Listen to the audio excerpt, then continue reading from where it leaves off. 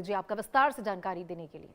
आगे बढ़ते हैं खबरों में। आपको बता दें, विदेशी हथियारों पर मोदी सरकार का बड़ा एक्शन देखने को मिला है। आत्मनिर्भर भारत मिशन की ओर बढ़ा है कदम। 405 सैन्य रक्षा उपकरणों के आयात पर यानी इंपोर्ट पर बैन लगा दिया गया है। लड़ाकू विमान, टैंक और मिसाइलों के कलपुर्जे इसमें शामिल है। दिसंबर 2026 से आपको बता दें, चरणबद्ध तरीके से लागू होगी ये रोक। घरेलू कंपनियों के लिए 3070 करोड़ का बाजार बनेगा और विदेशी हथियारों पर निर्भरता अब रक्षा मंत्रालय घटाएगा। तो देखिए, बहुत बड़ी ये खबर है भारत के लिए। रक्षा क्षेत्र में भारत को आत्मनिर्भर और पूरी तरह से स्वावलंबी बनाने की दिशा में केंद्र सरकार ने एक अत्यंत बड़ा रणनीतिक कदम उठाया है। रक्षा मंत्रालय ने 405 महत्वपूर्ण सैन्य उपकरणों, सब सिस्टम, स्पेयर पार्ट्स और जो घटक है उनके आयात पर यानी इंपोर्ट पर चरणबद्ध तरीके से पूर्ण प्रतिबंध बैन लगाने की घोषणा कर दी है।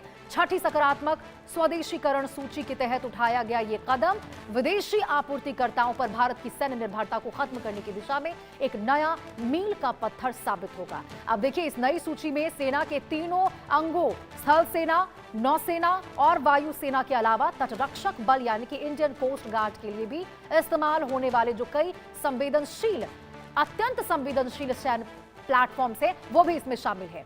इसमें आपको बता देते हैं, Sukhoi 30 MKI light combat aircraft, T-72 और T-90 tank, BMP 2 infantry vehicles, युद्धपोत, रडार, सोनार और MRSAM जैसी मिसाइल प्रणालियों के महत्वपूर्ण स्पेयर पार्ट्स और इलेक्ट्रॉनिक डिवाइस शामिल है। अब देखिए, इन सभी वस्तुओं का आयात दिसंबर 2026 से दिसंबर 2029 के बीच चरणबद्ध तरीके से बंद कर दिया जाएगा। तो देखिए, इस ऐतिहासिक फैसले से भारतीय कंपनियों और रक्षा स्टार्टअप्स के लिए लगभग 3070 करोड़ का विशाल घरेलू बाजार और नए व्यापारिक अवसर पैदा होंगे। विदेशी निर्भरता कम होगी और ये कम होने से न केवल देश का अरबों डॉलर का विदेशी मुद्रा कोष बचेगा, बल्कि किसी भी युद्धकालीन या फिर आपातकालीन स्थिति में भारत को विदेशी मुल्कों से हथियारों या फिर स्पेयर पार्ट्स के लिए मुंह नहीं ताकना पड़ेगा, सामने उनके झोली फैलाकर खड़ा नहीं होना पड़ेगा। 2029 और 30 तक देखिए, 3 लाख करोड़ के घरेलू रक्षा उत्पादन और 50,000 करोड़ के रक्षा निर्यात के महत्वाकांक्षी लक्ष्य को हासिल करने में यह निर्णय रीढ़ की हड्डी साबित होगा।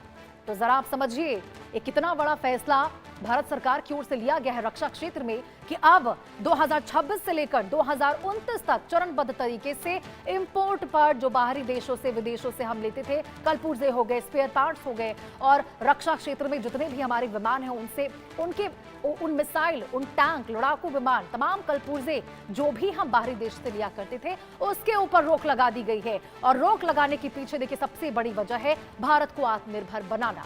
आत्मनिर्भरता की ओर, स्वावलंबी बनाने की ओर भारत सरकार कदम उठाते हुए नजर आ रही है। और सोचिए, यहाँ के जो स्टार्टअप्स हैं, यहाँ की जो कंपनियां हैं, वो प्रोडक्ट्स ज्यादा से ज्यादा इसको बना पाए, उत्पाद कर पाए, मैन्युफैक्चर कर पाए, इसको लेकर भी एक बहुत बड़ा कदम उठाया गया है और ये बड़ा एक्शन लिया गया है।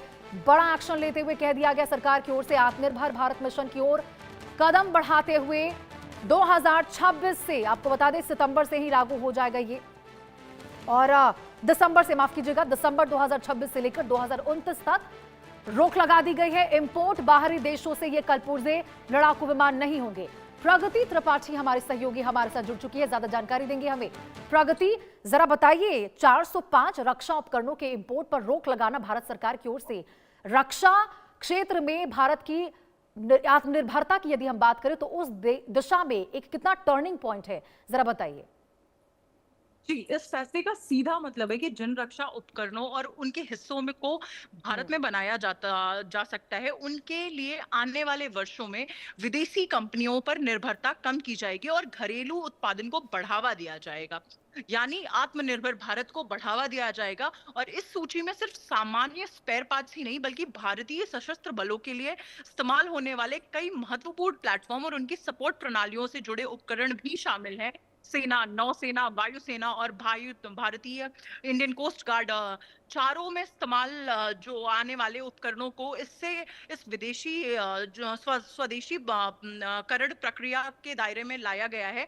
अगर बात करें वायुसेना की, तो सुखोई 30 MKI और लाइट कॉम्बैट एयरक्राफ्ट जैसे प्लेटफॉर्म से जुड़े महत्वपूर्ण कलपुर्जे और सिस्टम इसमें शामिल हैं। वहीं थल सेना के T-72 और T-90 टैंक BMP जैसे प्रमुख लड़ाकू प्लेटफॉर्म से जुड़े स्पेयर और कंपोनेंट भी इस सूची का हिस्सा है।